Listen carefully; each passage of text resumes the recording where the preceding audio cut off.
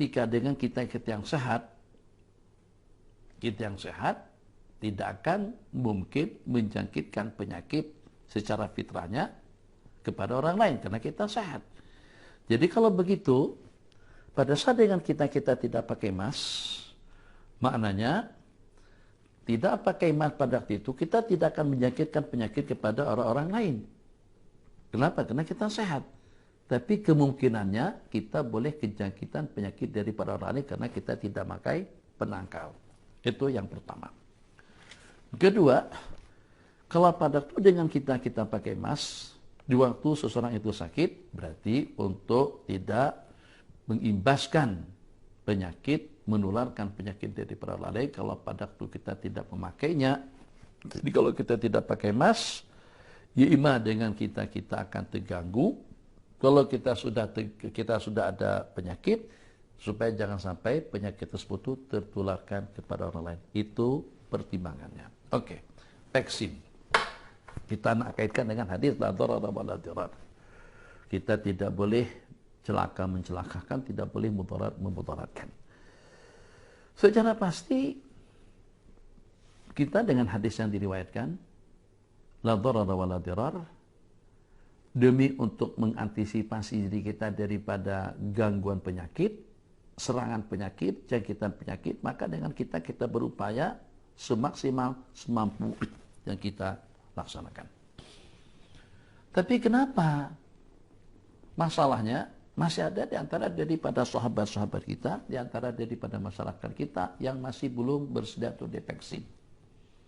Yang pertama, dalam masalah perobatan, memang hampir sepakat ulama mengatakan berobat hukumnya mustahab. Masuk daripada perkara yang digalakkan. Tadawau, ulama mengatakan tadawau di situ perintah al-amru lin-nadbi bukan lil wujub. Berobatlah. Ada orang yang tawakal yang kuat, dia punya keyakinan asyafi adalah wallah. Yang menyembuhkan itu adalah Allah. Orang-orang seperti ini kita klasifikasikan dalam kumpulan mereka. Jangan kacau mereka. Jangan-jangan sebab mereka kita sembuh. Jangan-jangan asbab kena mereka dengan tawakal yang memang betul-betul pasrah kepada Allah Jalla Jalaluh, dengan kita mendapatkan perlindungan. Sebab kita dalam satu ijtihad, dalam satu pendirian, dia juga dengan pendirian yang berbeda. Dia suka makan canai, jangan protes, dia suka makan canai. Kamu sukanya biryani, dia tak suka biryani, dia sukanya kabsa. Kita suka nasi mandi, dia suka nasi madwur. Jangan paksakan dia makan nasi biryani atau juga dengan nasi mandi. Itu dalam masalah kehidupan.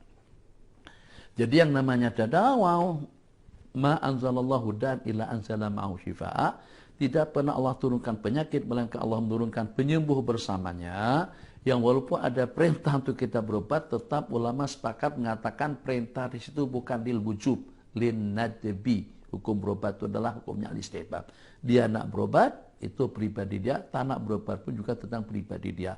Hak asasi dia dalam masalah itu. Khair, bagus. Belum terjawab pertanyaan yang kita tanyakan, kenapa ada orang yang belum berani mungkin, atau belum siap mungkin juga, atau tidak berkenan untuk divaksin. Kenapa mereka tidak mau? Mereka tidak mau itu bukan tanpa ada alasan. Sebab karena melihat ada di antara daripada vaksin yang digunakan itu ada unsur-unsur yang tidak boleh digunakan, seperti itu unsur najis, babi dan yang sejenisnya. Ada juga jenis-jenis yang digunakan yang menimbulkan kemudaratan. Jadi keberkesanannya tidak dapat dipastikan lagi, tapi pada masa yang sama ada efek sampingnya. Ini yang di antara daripada yang menakutkan mereka. Jadi kita kena maklumilah, tak perlu dengan kita berpandangan sinis, hina, rendah kepada orang-orang yang seperti itu. Kenapa? Sebab sebagaimana yang saya katakan, kita tidak sanggup dan tidak berani, tidak mampu mengatakan kalau kamu divaksin, kamu akan selamat dan terjamin keselamatanmu. Sebab bukan karena itu mendahului takdir, tapi juga pada masa yang sama, karena kita melihat dan juga mendengar dengan mata kepala kita masing-masing, ada yang terkesan negatif saat ketika sudah divaksin, bahkan ada yang sampai kepada tahap kembali kepada Allah Jalla Jalaluhu. Yang seperti itu diantara daripada hal-hal yang merisaukan sebagian daripada sahabat-sahabat kita. Jadi dalam masalah vaksin, memang dengan kita berkewajiban untuk mengantisipasi, tapi kita punya kaidah ad-dararu la yuzalu bid-darar. Kalau kemudaratan itu kita tanggalkan, artinya azilud darar, tanggalkan kemudaratan, tapi pada masa yang sama juga kita ada kaidah yang berbunyi ad-dararu, kemudaratan itu tidak dilenyapkan dengan kemudaratan. Tidak boleh kalau pada waktu kita lapar terus kita mencuri. Tidak boleh kalau pada waktu kita krisis kehidupan, krisis keuangan terus kita ngambil kepunyaan orang lain. Tak boleh pada saat ketika seseorang mau makan terus berzina, jual kehormatan. Tak boleh dengan seseorang pada waktu kelaparan ternyata mengambil makanan kepunyaan orang lain. Itu kalau macam itu berarti mengatasi mudarat dengan mudarat. Ad-dararu la yuzalu bid-darar. Kemudaratan tidak boleh ditanggalkan dengan kemudaratan. Saya yakinnya insyaallah tidak ada yang terkecuali kalau pernyataan daripada pakar-pakar spesialis jenis obat-obatan yang kita gunakan itu terjamin keselamatannya, tidak mempunyai efek samping, tidak mempunyai kesan negatif, kesan sampingan, semuanya akan siap dan berani menggunakan obat tersebut. Tapi saat ketika hatinya was-was, hatinya ragu-ragu, Nabi kita bersabda dalam sebuah hadis, istafti qalbaka wa in aftakal muftun, tanya kepada hati batinmu, tanya kepada hati nuranimu yang walaupun kau telah mendapatkan fatwa-fatwa, pandangan-pandangan, statement-statement daripada orang ramai. Jadi Abi bukan anti vaksin, silakan saja nak divaksin asalkan terjamin keselamatannya dan juga terjamin keberkesanannya.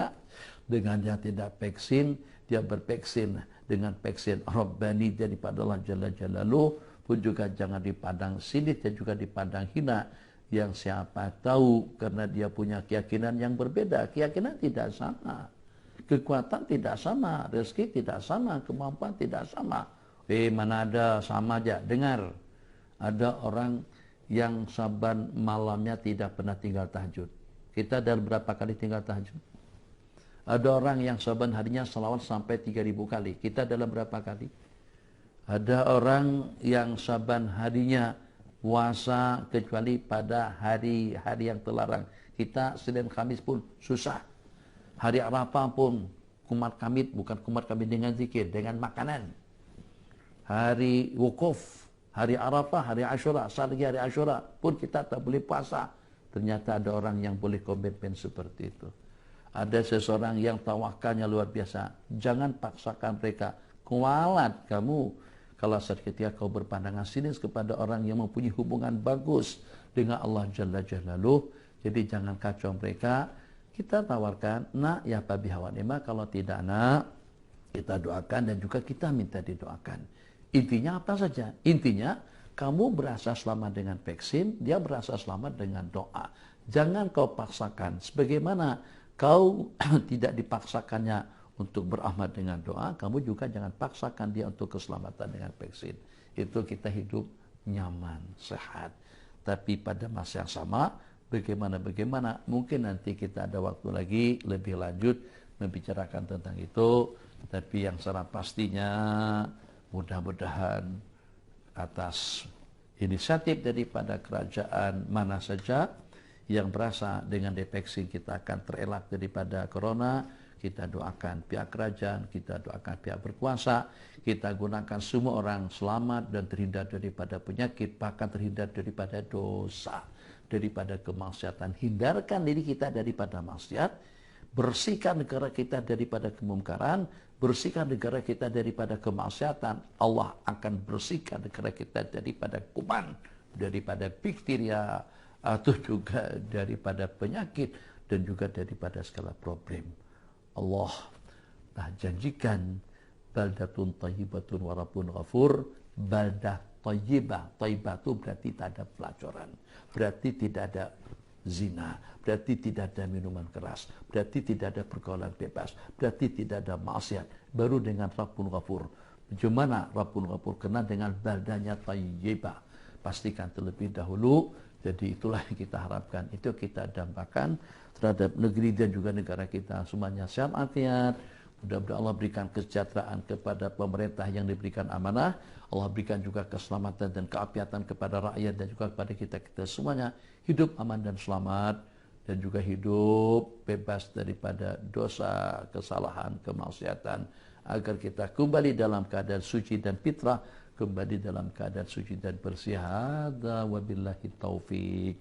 Wal afu minkum. Wassalamualaikum warahmatullahi wabarakatuh.